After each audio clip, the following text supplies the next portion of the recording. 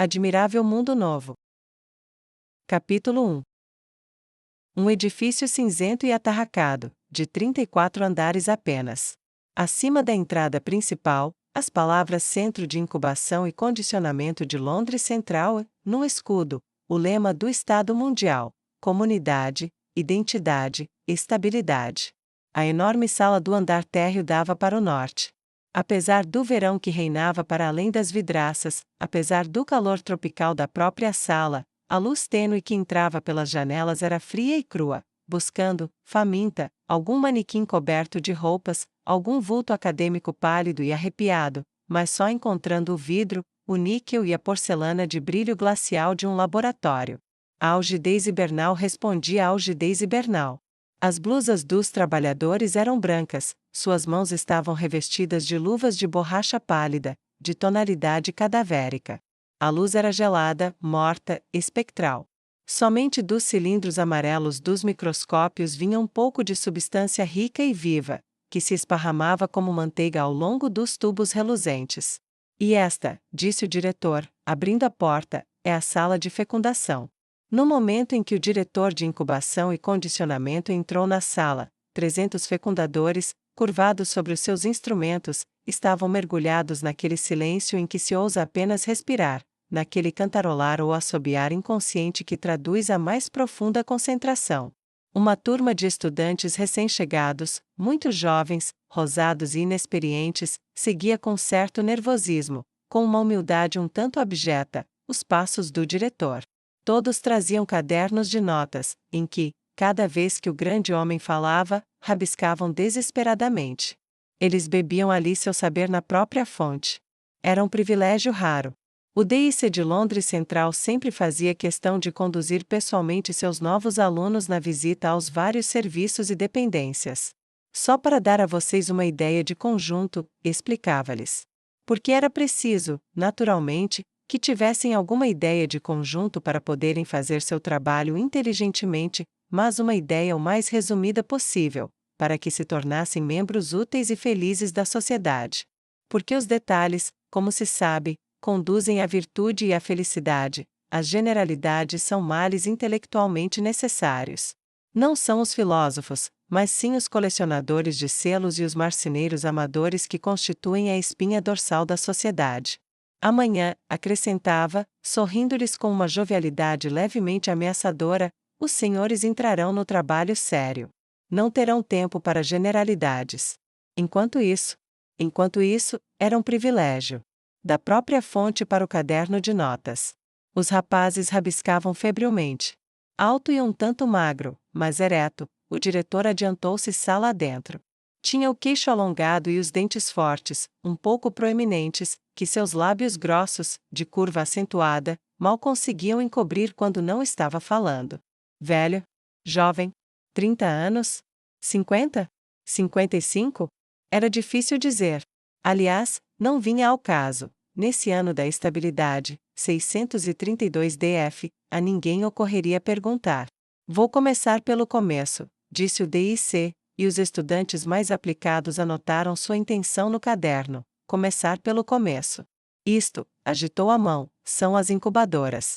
E, abrindo uma porta de proteção térmica, mostrou-lhes porta-tubos empilhados uns sobre os outros e cheios de tubos de ensaio numerados.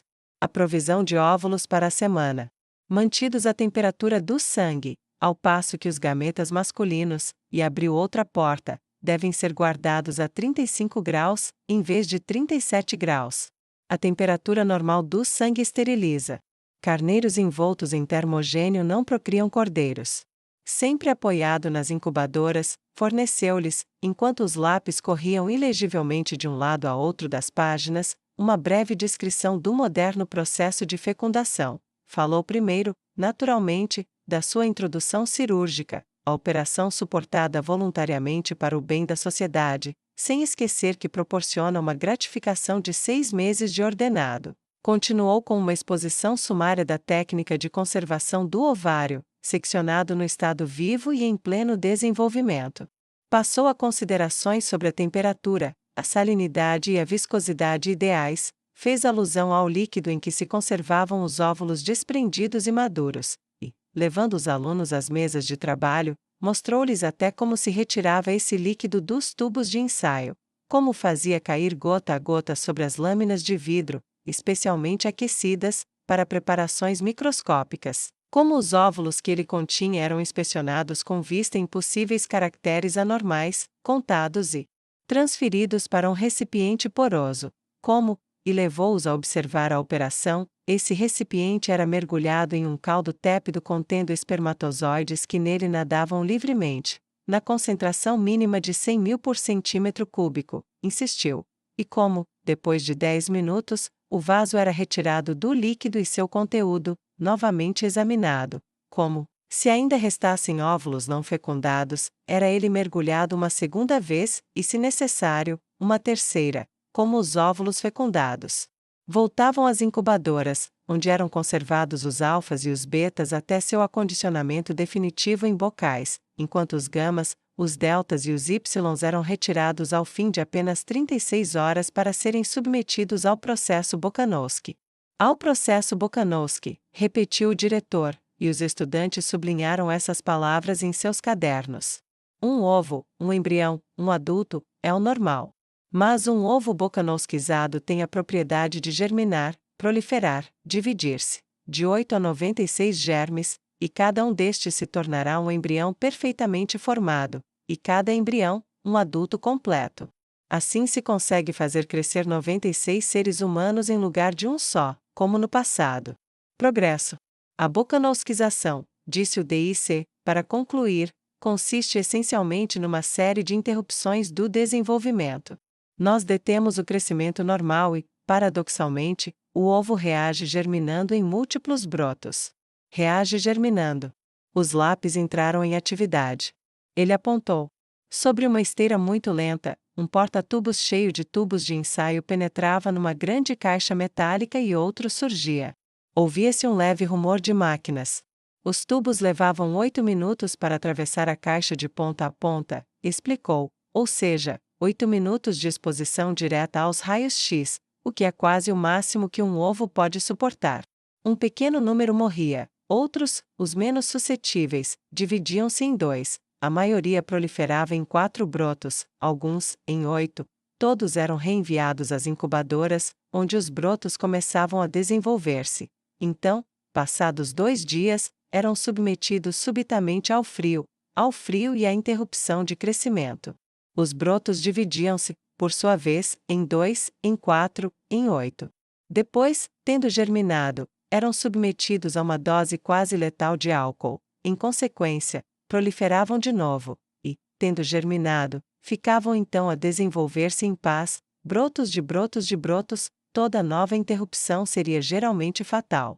A essa altura, o ovo primitivo tinha fortes probabilidades de se transformar em um número qualquer de embriões, de 8 a 96, o que é, hão de convir, um aperfeiçoamento prodigioso em relação à natureza. Gêmeos idênticos, mas não em insignificantes grupos de 2 ou 3, como nos velhos tempos da reprodução vivípara, quando um ovo se dividia às vezes, acidentalmente, e sim em dúzias, em dezenas, de uma só vez. Dezenas, repetiu o diretor, e fez um gesto largo com o braço, como se distribuísse liberalidades a uma multidão. Dezenas. Um dos estudantes, todavia, cometeu a tolice de perguntar em que consistia a vantagem. Meu bom rapaz. O diretor virou-se vivamente para ele. Não vê, pois? Não vê? Ergueu a mão, sua atitude era solene. O processo Bokanovsky é um dos principais instrumentos da estabilidade social. Um dos principais instrumentos da estabilidade social. Homens e mulheres padronizados, em grupos uniformes. Todo o pessoal de uma pequena usina constituído pelos produtos de um único ovo bokanovskizado. 96 gêmeos idênticos fazendo funcionar 96 máquinas idênticas. Sua voz estava quase trêmula de entusiasmo. Sabe-se seguramente para onde se vai. Pela primeira vez na história. Citou o lema planetário: comunidade, identidade, estabilidade. Grandes palavras. Se pudéssemos bokanovskizar indefinidamente, todo o problema estaria resolvido. Resolvido por meio de gamas típicos, deltas invariáveis, ys uniformes. Milhões de gêmeos idênticos. O princípio da produção em série aplicado enfim à biologia. Mas ai de nós! O diretor sacudiu a cabeça. Não podemos bocanovskizar indefinidamente. 96, tal parecia ser o limite. 72, uma boa média. Fabricar com o mesmo ovário e os gametas do mesmo macho o maior número possível de grupos de gêmeos idênticos, era o que se podia fazer de melhor, um melhor que, infelizmente, não passava de um menos mal. E até isso era difícil.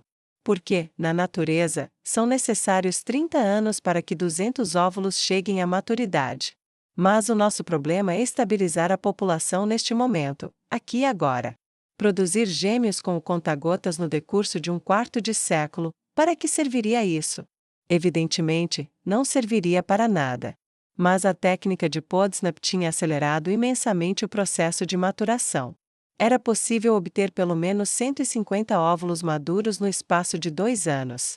Que se fecunde e se bocanovskize, em outras palavras, que se multiplique esse número por 72, e se obterão 11.000 irmãos e irmãs em 150 grupos de gêmeos idênticos, todos quase da mesma idade, com uma diferença máxima de 2 anos.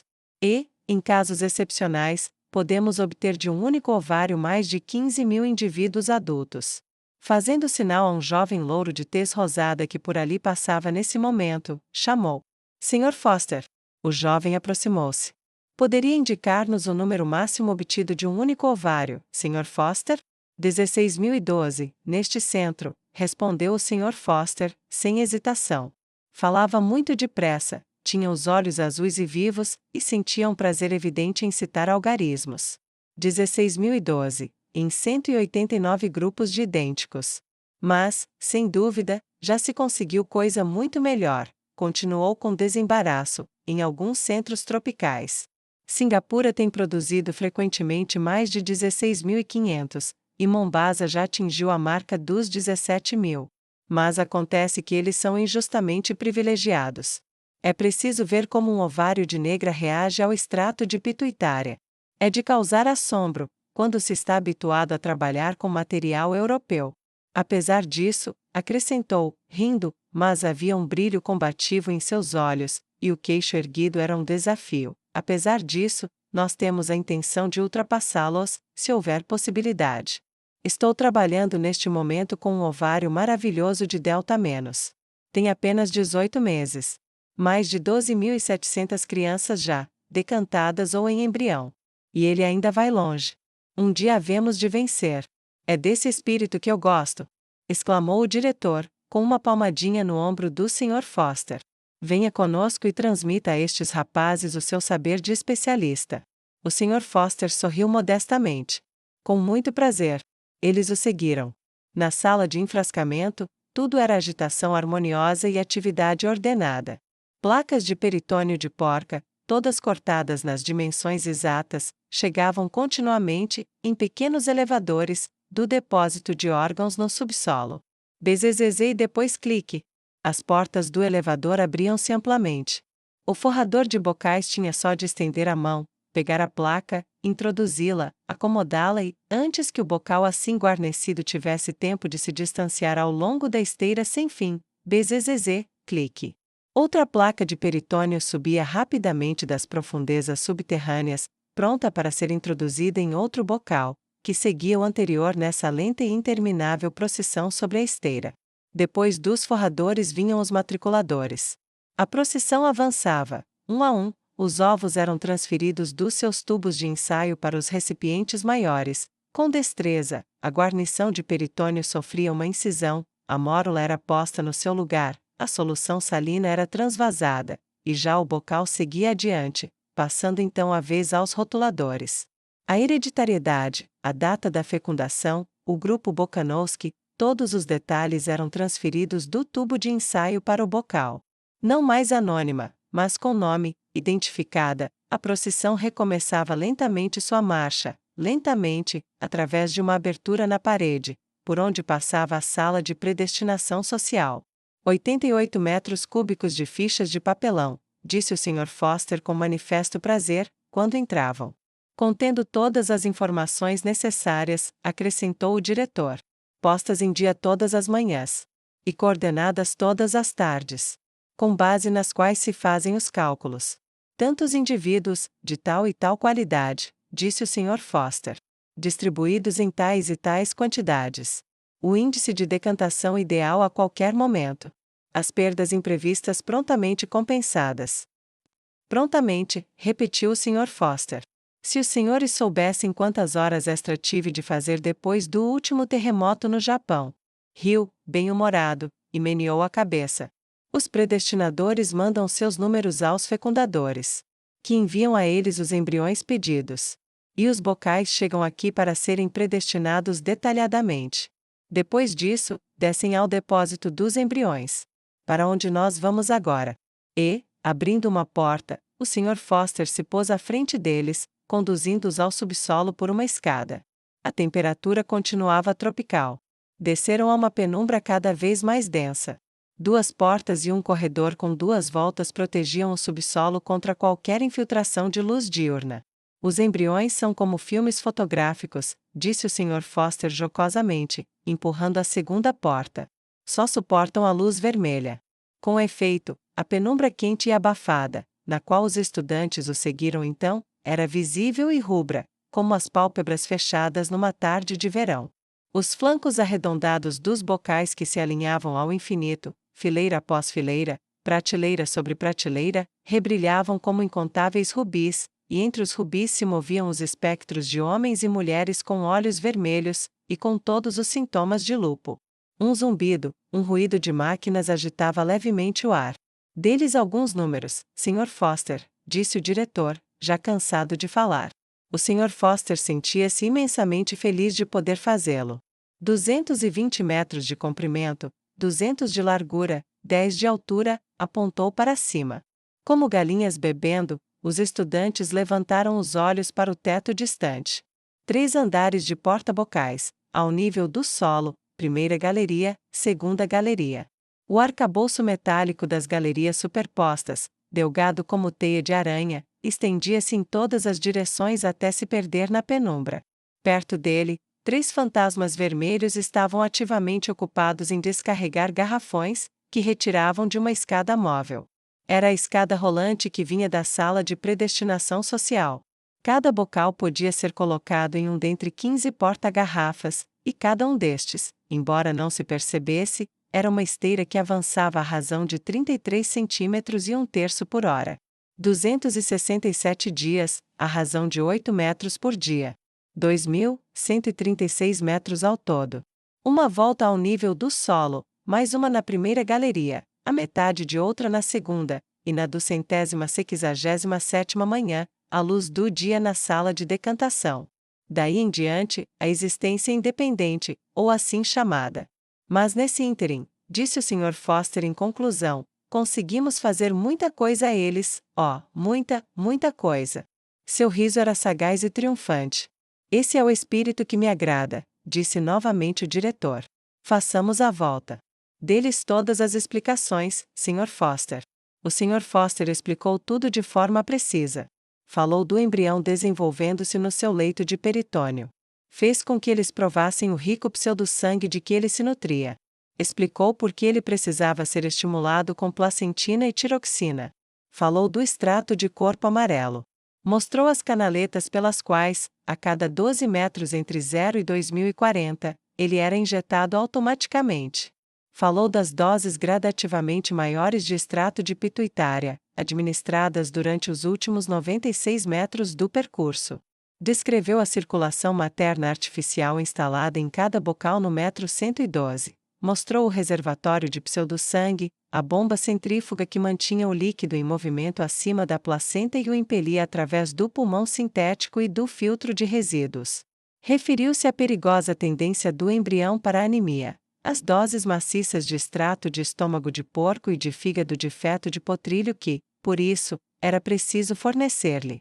Mostrou-lhes o mecanismo simples por meio do qual, durante os 2 últimos metros de cada percurso de 8, eram sacudidos simultaneamente todos os embriões para se familiarizarem com o movimento. Aludiu à gravidade do chamado trauma da decantação e enumerou as precauções tomadas para reduzir ao mínimo, por um adestramento apropriado do embrião no bocal, esse choque perigoso. Falou-lhes das provas de sexo efetuadas nas proximidades do 200 m. Explicou o sistema de rotulagem, um T maiúsculo para os machos, um círculo para as fêmeas, e para aquelas destinadas a ficarem neutras, um ponto de interrogação preto sobre fundo branco. Porque, veja bem, disse o Sr. Foster, na imensa maioria dos casos a fecundidade é simplesmente um incômodo. Um ovário fértil em 1200, eis o que seria plenamente suficiente para nossas necessidades. Mas nós queremos ter boa possibilidade de escolha. E, naturalmente, é preciso conservar sempre uma margem de segurança enorme. Por isso deixamos que se desenvolvam normalmente até 30% de embriões femininos. Os outros recebem uma dose de hormônio sexual masculino a cada 24 metros, durante o resto do percurso. Resultado: são decantados como neutros, absolutamente normais sob o ponto de vista da estrutura, salvo, viu-se obrigado a reconhecer, o fato de terem, na verdade, uma ligeira tendência para o aparecimento de barba, mas estéreis. Garantidamente estéreis.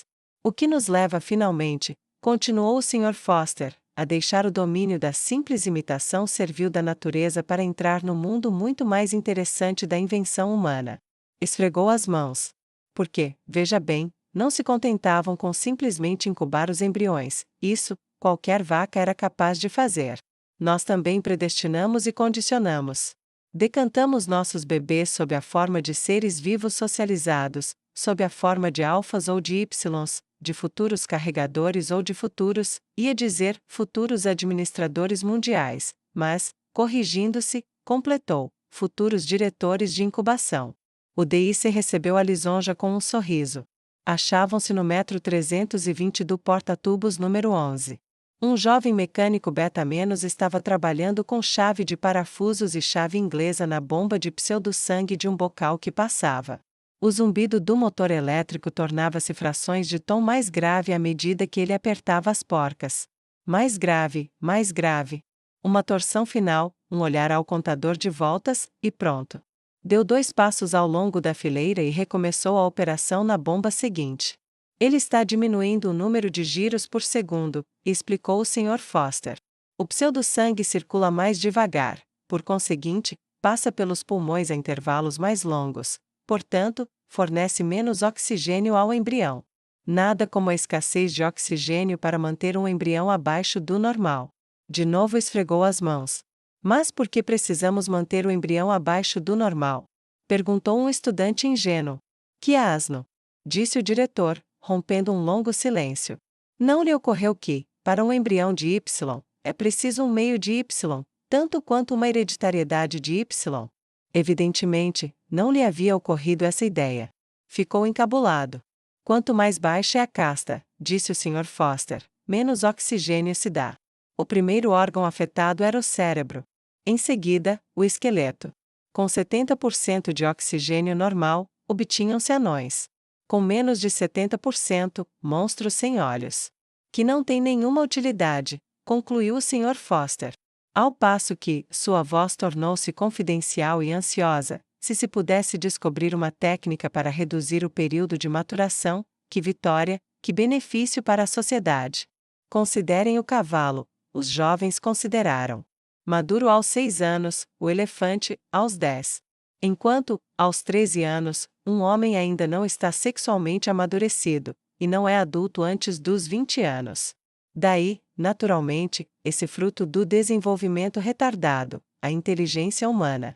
Mas nos Ys, disse com muita propriedade o Sr. Foster, nós não precisamos de inteligência humana. Não precisavam dela e não a obtinham. Mas, ainda que nos Y o espírito estivesse maduro aos 10 anos, eram necessários 18 para que o corpo ficasse em condições para o trabalho. Que longos anos de imaturidade, supérfluos e desperdiçados. Se pudesse acelerar o desenvolvimento físico até torná-lo tão rápido, digamos, como o de uma vaca, que enorme economia para a comunidade. Enorme! Murmuraram os estudantes. O entusiasmo do Sr. Foster era contagioso. Suas explicações tornaram-se mais técnicas, falou da coordenação anormal das glândulas endócrinas, que fazia com que os homens crescessem tão lentamente, admitiu, como explicação, uma mutação germinal. Seria possível destruir os efeitos dessa mutação?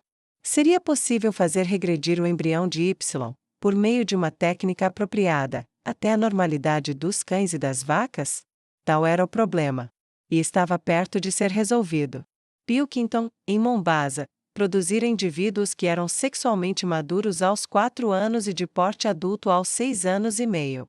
Um triunfo científico. Mas socialmente inúteis. Homens e mulheres de 6 anos e meio eram demasiado estúpidos, mesmo para realizar o trabalho de um Y. E o processo era do tipo tudo ou nada, ou não se conseguia nenhuma modificação, ou se modificava completamente. Ainda estavam tentando encontrar o meio-termo ideal entre adultos de 20 anos e adultos de 6 anos. Até então sem êxito. O Sr. Foster suspirou e balançou a cabeça. Suas peregrinações através da penumbra rubra os tinham levado às proximidades do metro 170 do porta-tubos número 9. A partir desse ponto, o porta-tubos desaparecia em uma canaleta e os bocais percorriam o resto de seu trajeto numa espécie de túnel, interrompido aqui e ali por aberturas de 2 ou 3 metros de largura. Condicionamento ao calor, disse o Sr. Foster. Túneis quentes alternavam-se com túneis resfriados. O resfriamento estava ligado ao desconforto sob a forma de raios-x diretos. Quando chegavam a ponto de serem decantados, os embriões tinham horror ao frio. Ficavam predestinados a emigrarem para os trópicos, a serem mineiros, tecelões de seda de acetato e operários de fundição. Mais tarde, seu espírito seria formado de maneira a confirmar as predisposições do corpo. Nós os condicionamos de tal modo que eles se dão bem com o calor, disse o Sr. Foster em conclusão. Nossos colegas lá em cima os ensinarão a amá-lo. E esse, interveio sentenciosamente o diretor, é o segredo da felicidade e da virtude, amarmos o que somos obrigados a fazer. Tal é a finalidade de todo o condicionamento, fazer as pessoas amarem o destino social de que não podem escapar. No intervalo entre 2 túneis, uma enfermeira ocupava-se em sondar delicadamente, por meio de uma longa e fina seriga, o conteúdo gelatinoso de um bocal que passava. Os estudantes e seu guia detiveram-se a observá-la por alguns instantes, em silêncio. Então, Lenina, disse o Sr. Foster, quando ela finalmente retirou a seriga e se endireitou. A moça voltou-se, sobressaltada. Podia-se ver que era excepcionalmente bonita, embora a luz lhe emprestasse uma máscara de lupo e olhos roxos. Henry. Seu sorriso evidenciou, num clarão vermelho, uma fileira de dentes de coral. Encantadora, encantadora, murmurou o diretor, e, dando-lhe 2 ou 3 tapinhas, recebeu em troca um sorriso de deferência. Que é que você está dando a eles aí? Perguntou o Sr. Foster, imprimindo à sua voz um tom muito profissional. Oh, a tifoide e a doença do sono habituais.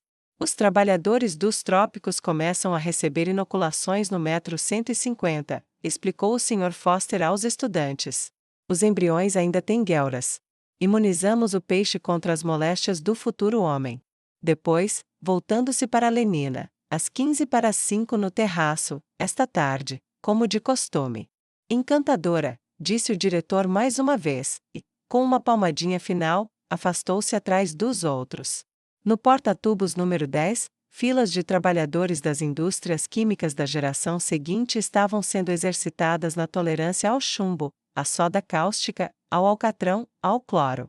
O primeiro de um grupo de 250 embriões de mecânicos de aviões-foguetes passava justamente diante da marca do metro 1100 no porta-tubos número 3.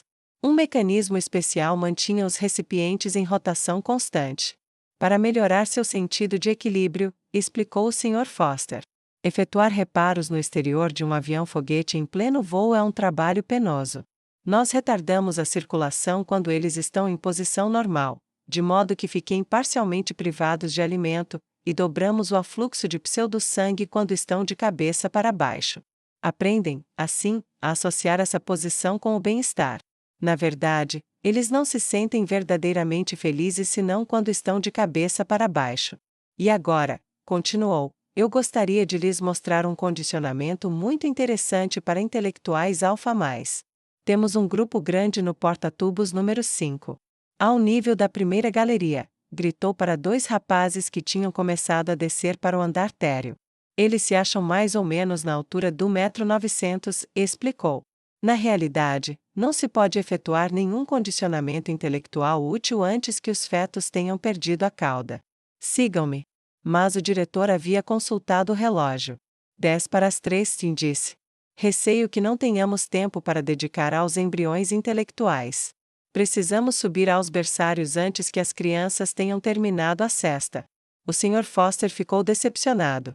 Pelo menos uma olhadela na sala de decantação, suplicou. Está bem, vamos, o diretor sorriu com indulgência. Apenas uma olhadela.